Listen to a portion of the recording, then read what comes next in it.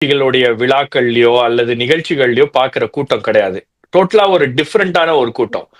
ஆ கடந்த சில நிகழ்ச்சிகள்ல நாம வந்து விஜயுடைய கூட்டம் பார்த்ததெல்லாம் வந்து, அ ஒரு ஃபேன் மென்டாலிட்டி அவங்கலாம் வந்து விஜய பார்க்க வராங்க, விஜய கேட்க வரல அப்படின்ற மாரிலாம் வந்து பல்வேறு கருத்துக்கள் சொல்லப்பட்டாலும், அ ஈரோட்ல விஜயுடைய கூட்டம் நடந்ததும், அதுக்கு முன்னாடி விஜயுடைய கூட்டங்கள் நடந்ததும் வந்து ஒரு பெரிய வித்தியாசம் என்பத நம்மளால பார்க்க முடிகிறது.